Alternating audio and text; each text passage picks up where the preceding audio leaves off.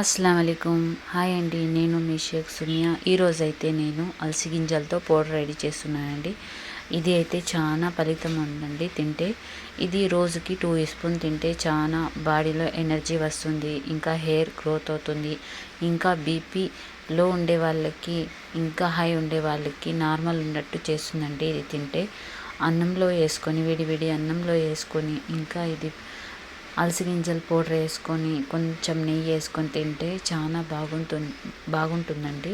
మీరు కూడా తప్పకుండా ట్రై చేయండి. ఇది అయితే అలసి గింజల పౌడర్ మీకైతే నచ్చుతుంది, ఇంకా మీకు బాగా యూజ్ అవుతుందండి. ఇది ఒక 1 మంత్లోనే బాగా మీకు రిజల్ట్ చూపిస్తుందండి. మళ్ళీ ఇది ఇట్లా నేను అన్నంలో కలుపుకొని తింటా ఉంటే చాలా బాగుందండి టేస్ట్ అయితే. మళ్ళీ ఇప్పుడు స్టార్ట్ చేద్దామండి ఈ రెసిపీ. కడాయి పెట్టేసి స్టవ్ పైన కడాయి హీట్ అయిన తర్వాత దాంట్లో అలసి గింజలు 1 కప్తో వేస్తున్నానండి. యాదైనా 1 కప్పు తీసుకొని కొలతలతో చేయండి, పర్ఫెక్ట్గా వస్తుంది. లో ఫ్లేమ్లో పెట్టుకొని ఇది అయితే అలసి గింజలు ఫ్రై చేసుకోవాలండి.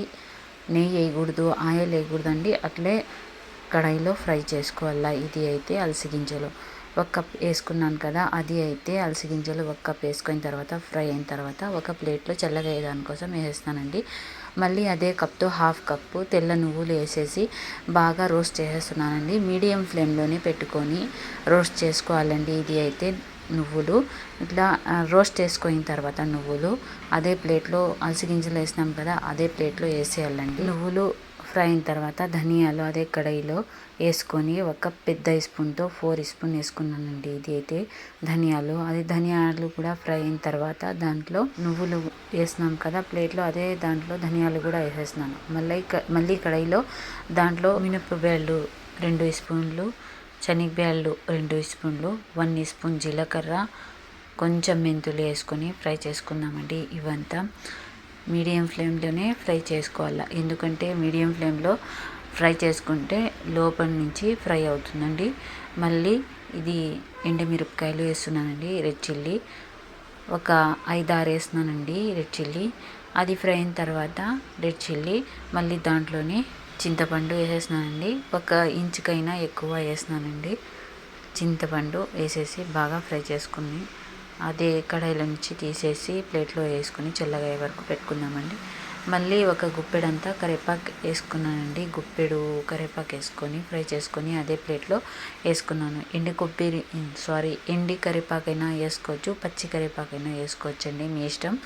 అది చల్లగా అయిన తర్వాత ఒక మిక్సీ జార్ బౌల్లో వేసుకొని పౌడర్ చేసుకుందామండి. అది పౌడర్ చేసుకున్న దానికోసం మిక్సీ జార్లో అంతా వేసుకున్నాం కదా, దాంట్లో ఉప్పు కూడా వేసేసి టేస్ట్ ప్రకారంగా ఉప్పు వేసుకొని పౌడర్ చేసుకున్నానండి. చూడండి, ఇప్పుడైతే కొంచెం బరకగా ఉందండి. ఇప్పుడు తెల్లగడ్డలు వేసుకొని ఒక 15 తెల్లగడ్డలు వేసుకొని బాగా పౌడర్ చేసుకోవాలండి. బరకగా ఉండే పౌడర్ బాగా నైస్గా చేసుకుంటే పౌడర్ ఇట్లా వస్తుందండి. చూడండి, 1 కప్పుతో అలసి గింజలు వేసినాను, ఇంకా 1/2 కప్పు నువ్వులు వేసినాను. ఇప్పుడు అన్నీ కొంచెం వేసుకొని చేసుకున్నాను కదా, ఈ కొలతలతో చేసుకోండి. ఇంత పౌడర్ అవుతుందండి. మీకైతే చాలా యూస్ఫుల్ అవుతుందండి. ఇది అయితే తినిన తర్వాత మీకు చేసుకొని తినండి, మీకు కూడా రిజల్ట్ వస్తుంది. ఒక బౌన్లో వేసేస్తున్నానండి. ఇది బాక్స్లో వేసేసి మూత పెట్టేస్తాను. ఇది అయితే పౌడర్ అలసి గింజల పౌడర్ అండి. ఇది అయితే హెల్దీ పౌడర్. ఇది ఒక బాక్స్లో వేసేసి మూత పెట్టేసి మళ్ళీ రెడీ అయిపోయిందండి అంతా పౌడర్. ఒక బాక్స్లో పెట్టేసినాను కదా, అది ఎక్కడికైనా పోయినప్పుడు కూడా తీసుకొని పోవచ్చండి. ఇప్పుడైతే రెడీ అయిపోయింది కదండి. ఈ రెసిపీ మీకు నచ్చితే తప్పకుండా లైక్ చేయండి, సబ్స్క్రైబ్ చేయండి. ఇంకా ఇట్లా రెసిపీ కావాలంటే తప్పకుండా సబ్స్క్రైబ్ చేయండి. అస్సలాము అలైకుం, అల్లా హాఫిజ్. Thank you for watching.